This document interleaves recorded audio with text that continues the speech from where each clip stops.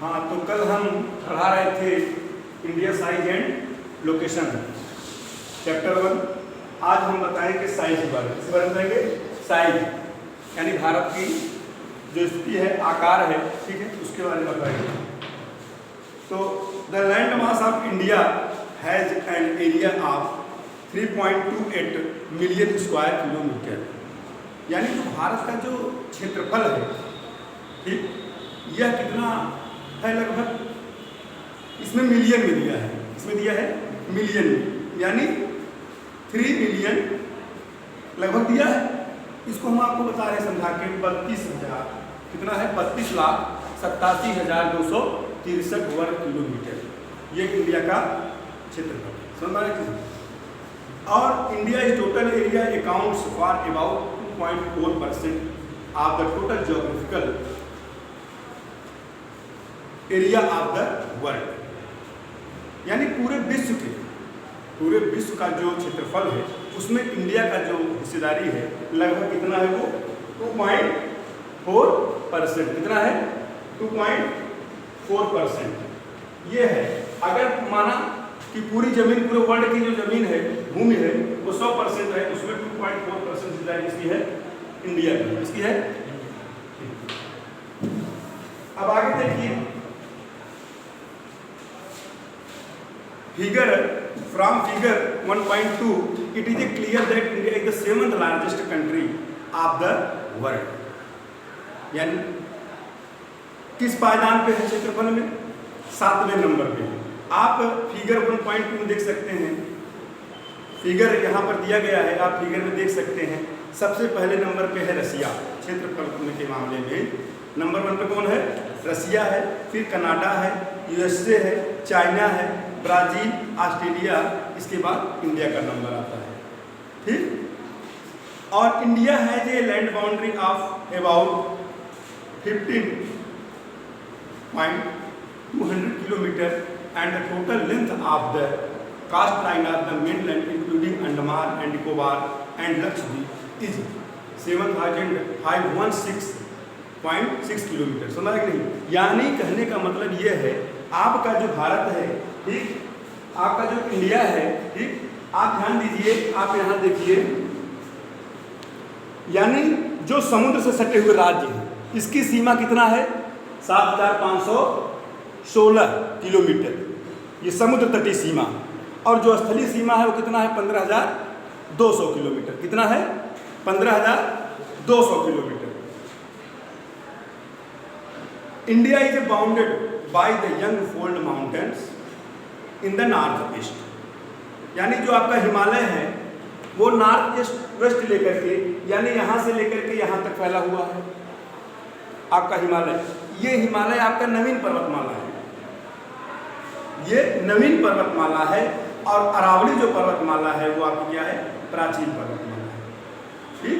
आगे देखिए, south of about 22 degree north latitude, यानी 22 डिग्री आप जाएंगे नॉर्थ जो अक्षांश है, ठीक, तो it begins to taper 22 degree अक्षांश से जो इंडिया का, यहाँ पर देखिए एक सर एटलस जरूरत है, तो यहाँ देखिए, यहाँ से लेकर के यहाँ धीरे धीरे क्या होने लगता है? ये पतला होने लगता है। क्या होने लगता है? पतला होने लगता है। और आपका हिंद महासागर को 2 भागों में बांटता है, हिंद महासागर को 2 भागों में बांटता है। एक आता है आपका अरबियन सी और एक है आपका bay of Bengal. Bay of Bengal में जो है अंडमान निकोबार द्वीप समूह है, और अरबियन सी में क्या है? आपका लक्षद्वीप, ठीक। लक्षद्वीप जो है भारत के पश्चिम में है, और पूर्व में क्या है? अंडमान निकोबार द्वीप समूह। ओके,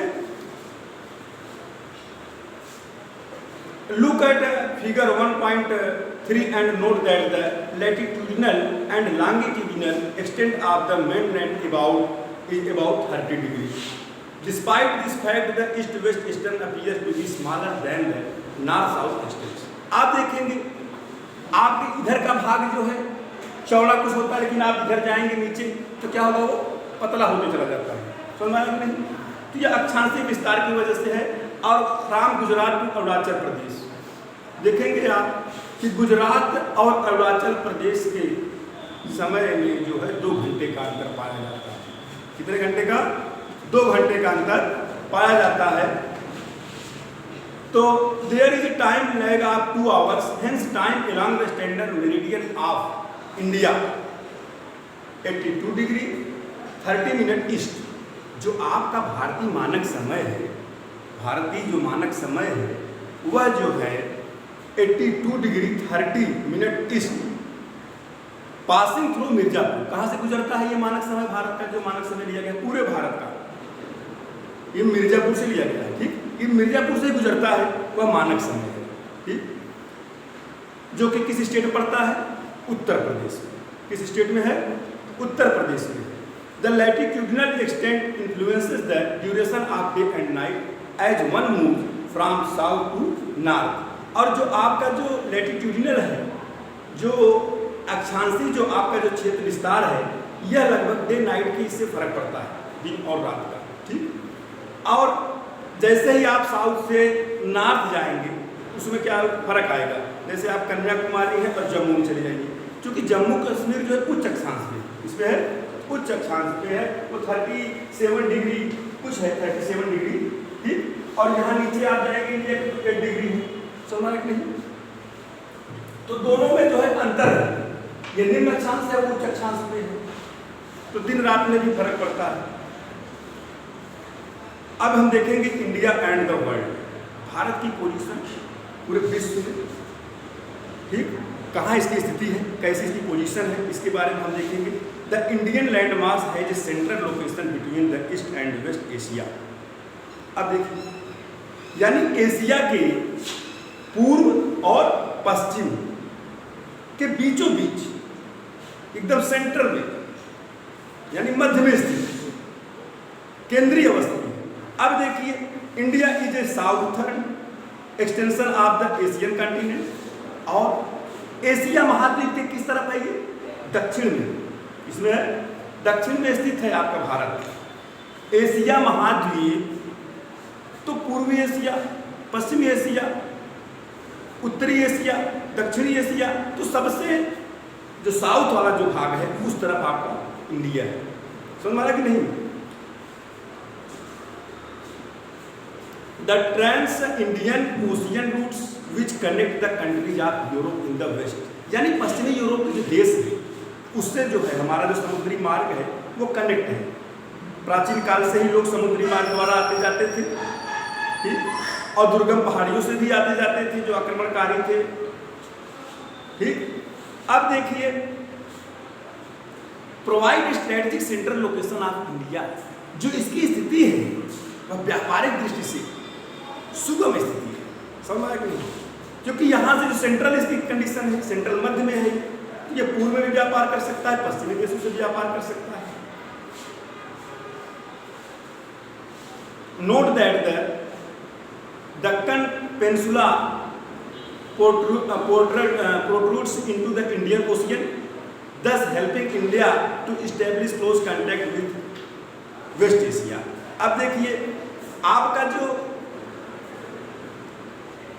पश्चिमी एशिया है उससे जो है ये कनेक्ट है, आपका जो समुद्री मार्ग है, आप पश्चिमी एशिया देशों से जो है संपर्क कर सकते हैं, पूर्वी एशिया में संपर्क कर सकते हैं, क्योंकि आप मध्य में है, आप मध्य में है।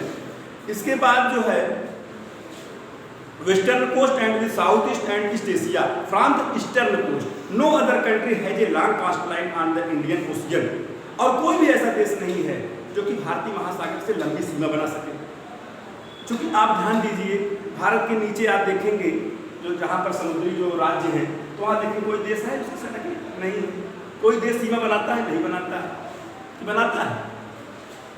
लंबी सीमा की बात हो रही, कोई देश नहीं बनाता है, भारत का एकाधिकार है अगर देखा जाए तो। फिर यहाँ पर देखिए कि जो India eminent position in the Indian ocean which justify the naming of N ocean after it, तो जो आपकी जो पोजीशन है, ठीक, वह केंद्रीकृत है, मध्य में है, जिससे आपका व्यापारिक मार्ग जो सुगम होता है अन्य देशों से। अब आगे देखेंगे हम,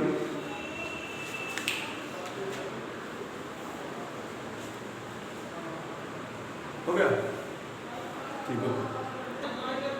अभी आपको लोकेशन के बारे में बताया गया, साइज के बारे में बताया गया, अब नेक्स्ट डे जो है आपको अब मिलकर बताया जाएगा, ठीक है।